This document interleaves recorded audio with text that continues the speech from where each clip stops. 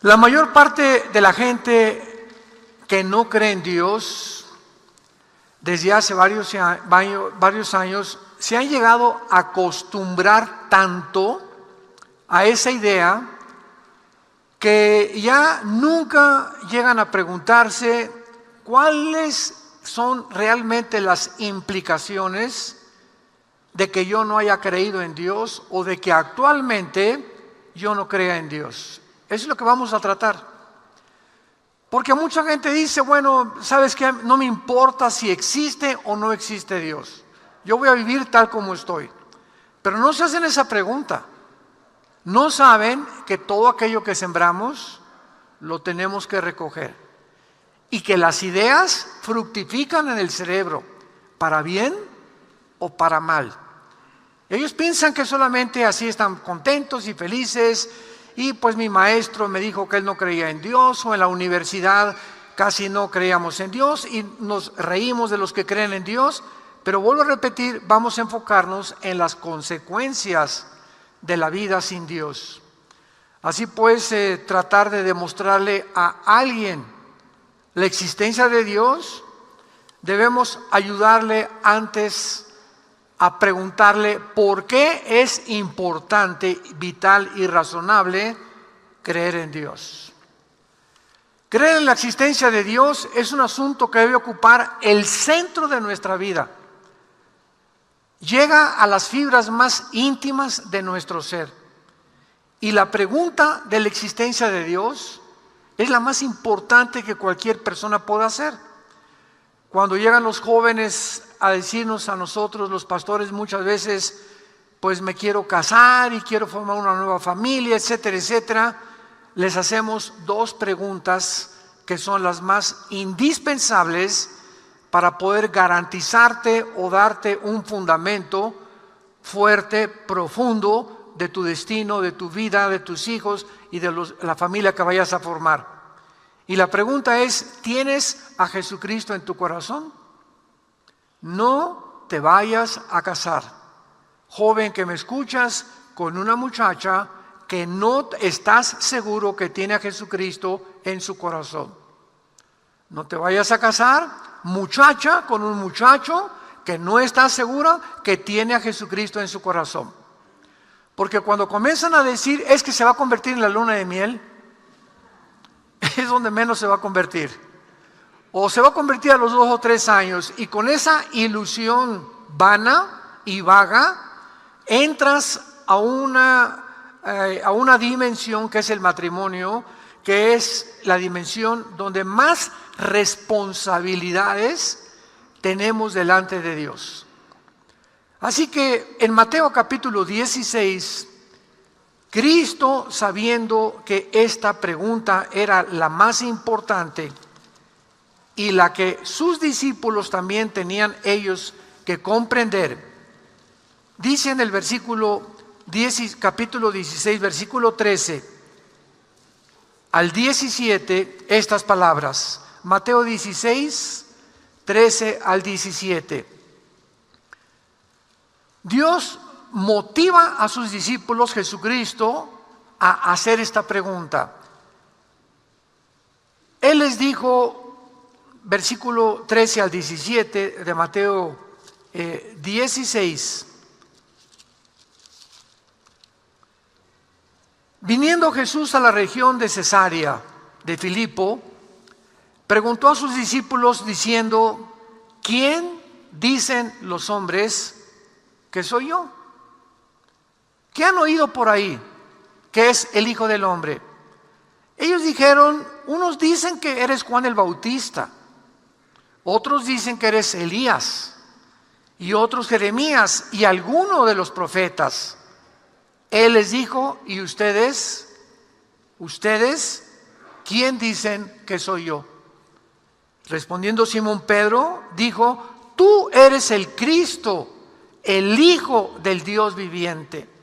Entonces le respondió Jesús, bienaventurado eres Simón, hijo de Jonás, porque no te lo reveló carne ni sangre, sino mi Padre que está en los cielos.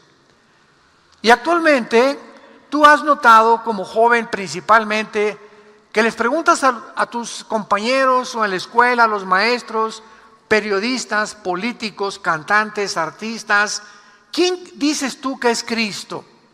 ¿Y qué nos responden?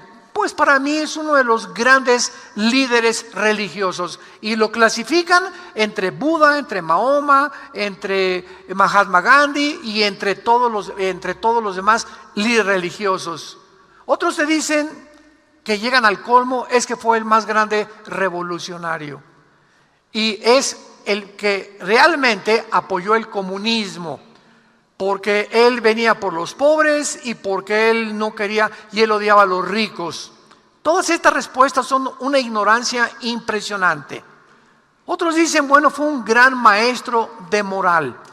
Entonces la gente tiene diferentes opiniones de la persona de Jesucristo según lo que han oído de otras personas que no son cristianas, que nunca han leído la Biblia, o a través de la televisión o de las películas, y deforman el carácter de la persona del Hijo de Dios.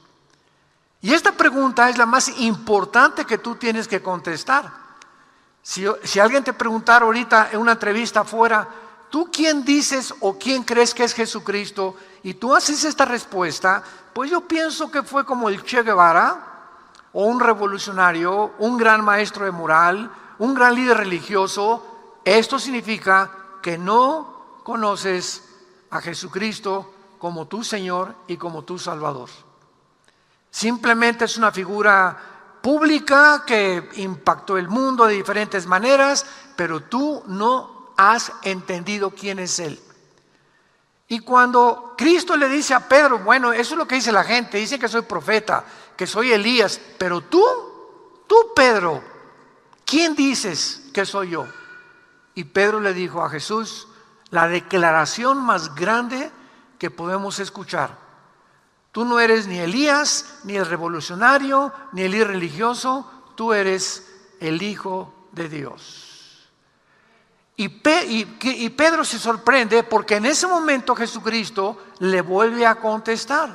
¿Sabes qué, Pedro? Estas palabras que están saliendo de tu boca no te las dijo nadie. Has sido en este momento inspirado por el Espíritu Santo para reconocerme que realmente soy Dios en la carne, que soy el Hijo del Dios vivo y verdadero. Por eso cuando tú puedas contestar, Jesucristo no es maestro de moral, ni un gran líder religioso, un revolucionario, y tú le digas a tus amigos y a la gente y no tengas temor ante ninguna audiencia, Él es el Hijo de Dios, lo estás diciendo porque el Espíritu Santo ya vive dentro de ti. No hay manera de confesar a Jesús de otra forma más que teniendo al Espíritu de Dios. Ahora vayamos al libro de Eclesiastés en el Antiguo Testamento, que fue escrito por el hombre más sabio de toda la historia. La sabiduría que Dios le dio al rey Salomón es incomparable. La Biblia reconoce que es el hombre con más sabiduría que ha existido y que existirá después de Jesucristo. Y si no existe entonces la vida con Dios, si Dios no existe, en realidad la vida es un absurdo. Síganme con mucho cuidado. Y es todas estas conferencias que he tenido hace 20, 30, 40 años, de otra forma, con ateos, escépticos, agnósticos, es la forma en la que ellos nunca se han puesto a pensar más que lo que les enseñaron en la escuela, y no han razonado lógicamente para poder realmente evaluar qué ha sido la irracionalidad más grande que existe, que un hombre diga Dios no existe. Ahora actualmente ya el ateísmo ha declinado enormemente. ¿Por qué? Porque el ateísmo actualmente ya no se puede sostener filosóficamente.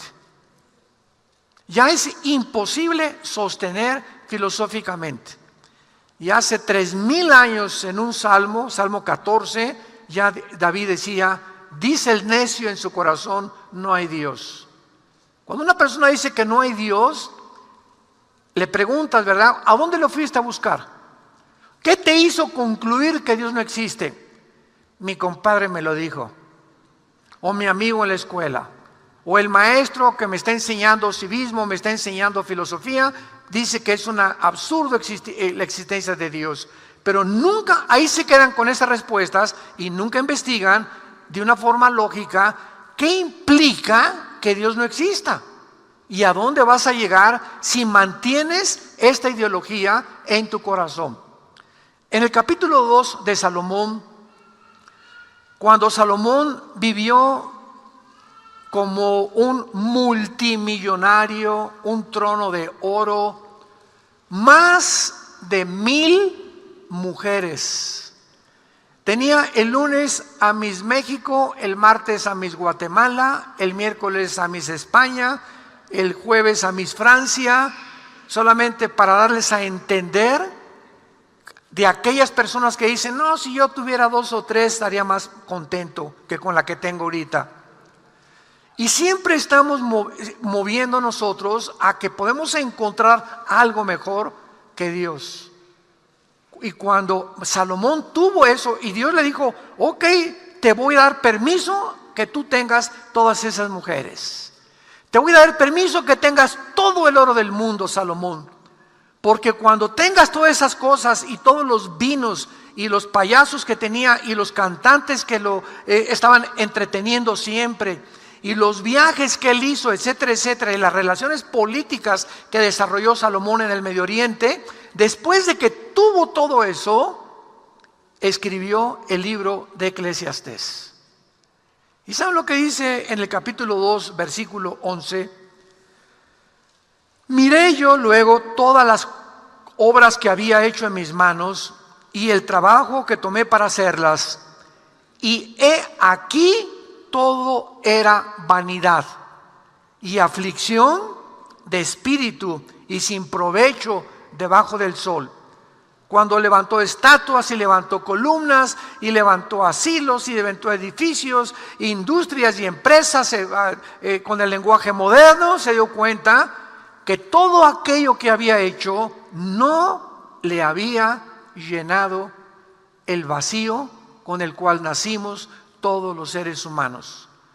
La palabra vanidad es la palabra clave de todo el libro de Eclesiastés.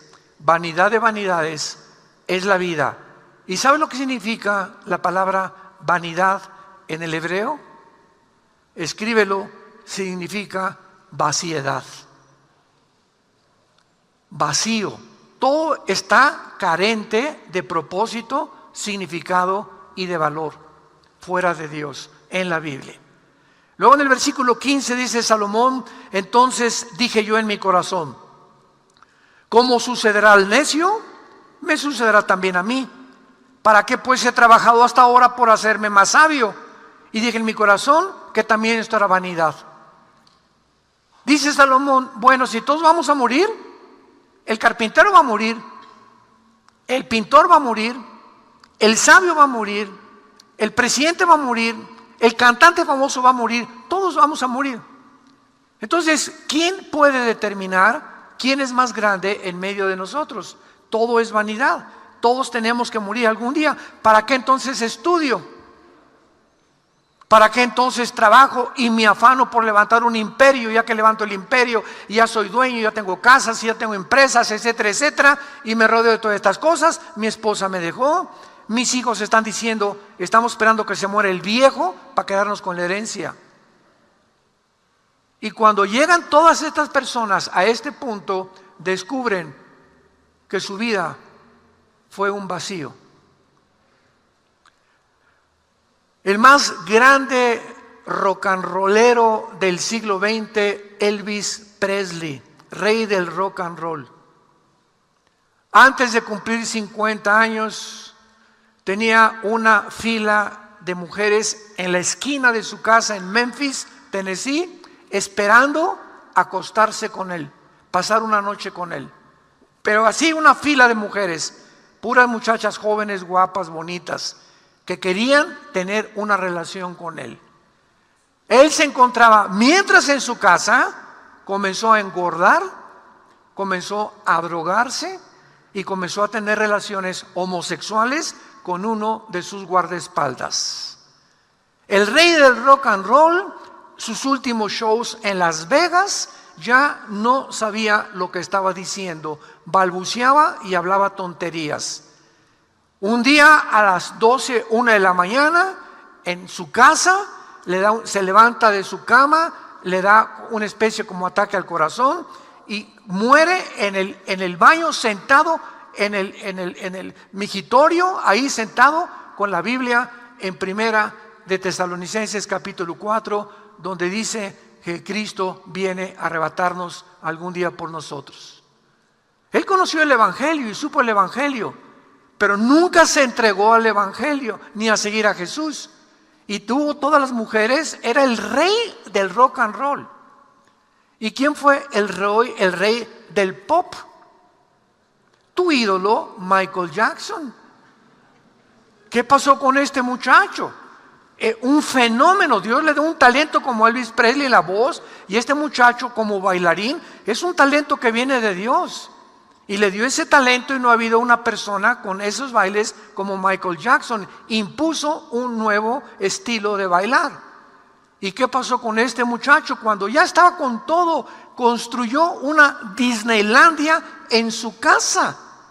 Tenía juegos para los niños y se dio cuenta que no tenía atracción por las mujeres, que no tenía atracción por los hombres, tenía atracción por los niños.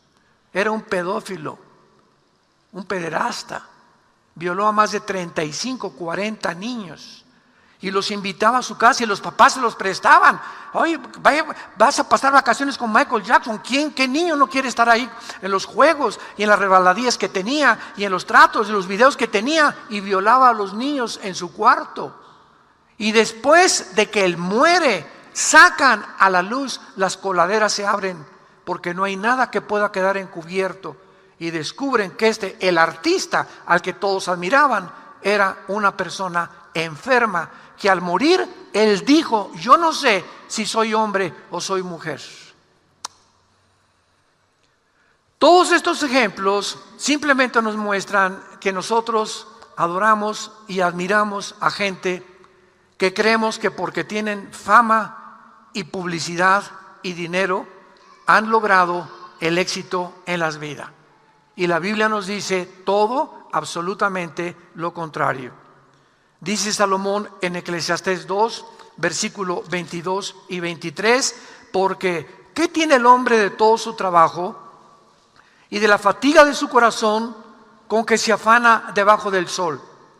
Porque todos los días no son sino dolores, y sus trabajos molestias.